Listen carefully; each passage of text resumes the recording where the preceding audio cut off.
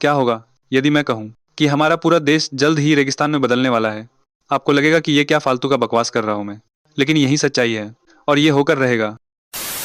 नमस्कार और जय हिंद। आपने देखा होगा कि सोशल मीडिया पर पूरी तरह से अरावली के पहाड़ियों की चर्चा छाई हुई है और राजस्थान के लोग तो इसके लिए प्रोटेस्ट करने पर भी उतर आए हैं। यदि आपको लग रहा है कि ऐसा हो क्यों रहा है, तो आज हम उसी को डिस्कस करेंगे। लेकिन अभी तक आपने सब्सक्राइब नहीं किया है तो मैं बता दूं कि ऐसे ही पॉलिटिकल और सोशल इश्यूज को हम यहाँ डिस्कस करते हैं, और अगर आप चाहे तो आप हमसे जुड़ सकते हैं। देखिए, सुप्रीम कोर्ट ने इस मुद्दे पर 20 नवंबर को ही फैसला दिया था, जिसके अनुसार अरावली रेंज की वैसी पहाड़ियाँ जिसकी रेंज 100 मीटर से कम है, वहां पर माइनिंग वगैरह की जा सकती है। लेकिन जब यह काम ग्राउंड लेवल पर शुरू हुआ, तब लोगों को इसका एहसास हुआ, क्योंकि अरावली भारत में एक ऐसी पर्वत श्रृंखला है जो हिमालय से भी कई करोड़ साल पुरानी है। अरावली दुनिया की सबसे प्राचीन पर्वत श्रृंखलाओं में से एक है। यह दिल्ली से लेकर गुजरात तक फैली हुई है। लेकिन सवाल यह है कि अरावली सिर्फ एक पहाड़ है या इससे कहीं ज्यादा।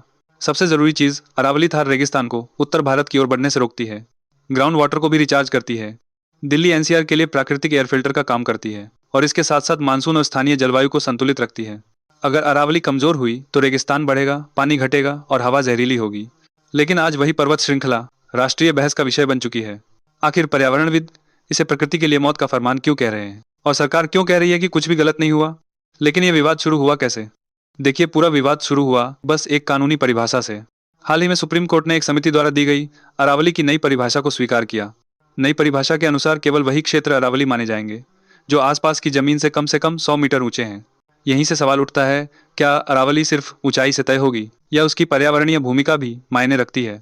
पर्यावरण कार्यकर्ताओं का कहना है कि इस नई परिभाषा से अरावली का 80 से 90% हिस्सा कानूनी सुरक्षा से बाहर हो सकता है, जिससे खनन को बढ़ावा मिलेगा, रियल एस्टेट प्रोजेक्ट में बढ़ोतरी होगी, जंगलों की अंधाधुंध कटाई होगी और पानी के स्रोतों का नाश होगा। यही वजह है कि सोशल मीडिया पर हैशटैग सेव अरावली ट्रेंड करने लगा। और ये सिर्फ पहाड़ों और जंगलों की बात नहीं है, ये भारत के भविष्य की बात है।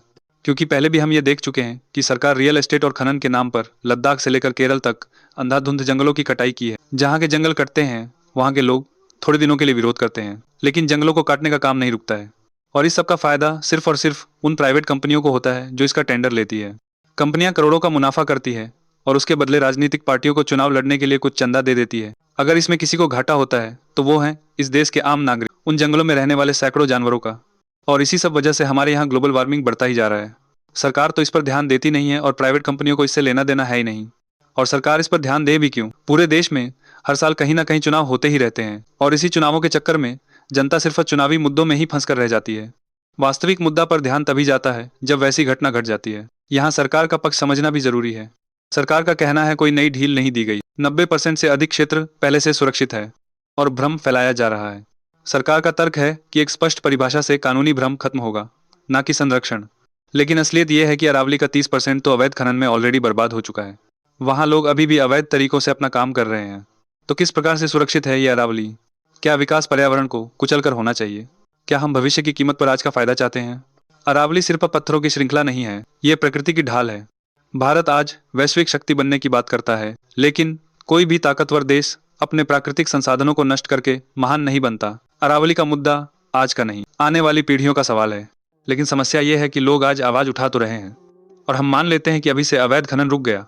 लेकिन फिर जब ये आवाजें थम जाएगी, नारे रुक जाएंगे, और अगर तब फिर से यह काम शुरू होता है तो उसे कौन रोकेगा?